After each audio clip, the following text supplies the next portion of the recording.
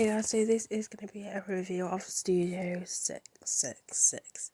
So before I get into this video, or this review, whatever, this is meant to be a serious film. Pitchfork, yes, I'm talking to you who usually reviews music in a kind of a shitty way anyway, half the time. But anyway, so this premise is basically it's got the Foo Fighters in. They kind of came up with the film. They managed to get Carpenter to do the score. But anyway, we'll get into all that in a minute. So basically, they're trying to make their 10th album, but they've kind of run out of ideas and they want a new kind of place to kind of record. And so they tell their manager, and voila, we have this place, which has like a spooky kind of feel to it and a history, which you see throughout the film.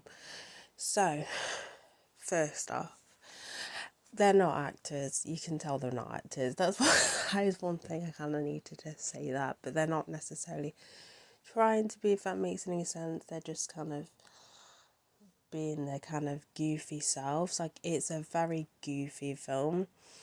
I know one of the kind of critics for it is that the jokes are childish. I mean, some of the jokes land, some of them don't. It depends what your sense of humour is, but it's a goof. It's meant to be a goofy film, but what I thought they did really well, even though it's like a goofy horror, it kind of takes the mick out of the horror genre. There's there's a couple of scenes and you're like, okay.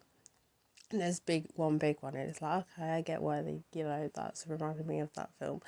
It's kind of like taking the make out of horror, and then the ending is like, oh, okay, I get it. The ending's kind of the ending made me laugh a little bit because it's like, oh, okay, that whole kind of like stereotypical about that kind of genre of music. But anyway, and there's one scene, I'll tell you how goofy it is. There's one scene where Dave Grohl is having, well, you don't realise he's having a nightmare, but he's having this nightmare and his bed's kind of floating and it's kind of like clouds around it, and these creepy ass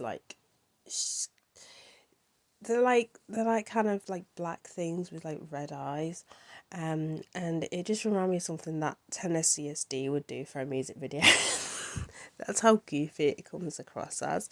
um but as I said, even though it is a goofy horror movie, they do manage to still make it creepy. So it's like getting a scary movie, but kind of, instead of being like 100% goofy, even though this is kind of 100% goofy kind of thing, but there's still got room to still make it creepy. And I think what helps that as well is Carpenter's score on this film as well helps be not just a goofy movie as well, but it helps give that creepy premise.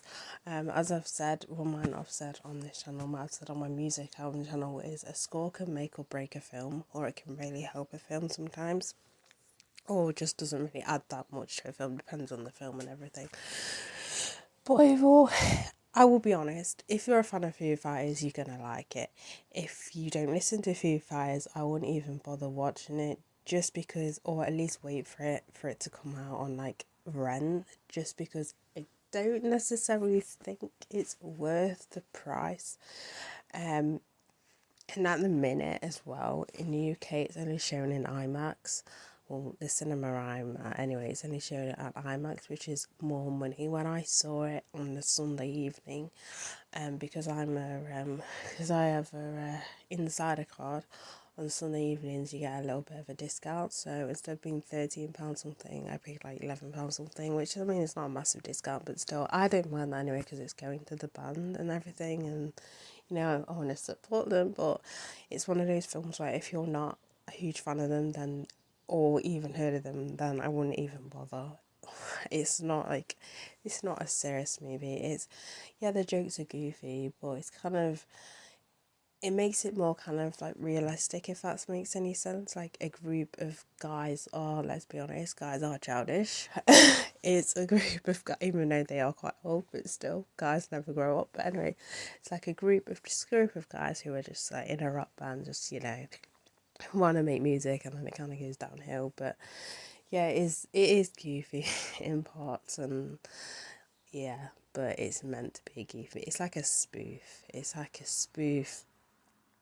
of the horror genre while still keeping that creepiness. So it's not, so it's like a scary movie but not scary movie, because it's not too kind of, it's not like you can pinpoint every scene for every film. It's like not sort of thing, but it kind of, you get what I mean. You get what I mean. It kind of has that kind of, anyway, I'm just going to leave it as that. So my whole thing is, if you like the Foo Fighters, go watch it. If you don't like the Foo Fighters or don't listen to rock music or have no interest in the Foo Fighters, don't watch it, because I don't necessarily think you're going to enjoy it. So that's it for this review. So bye guys.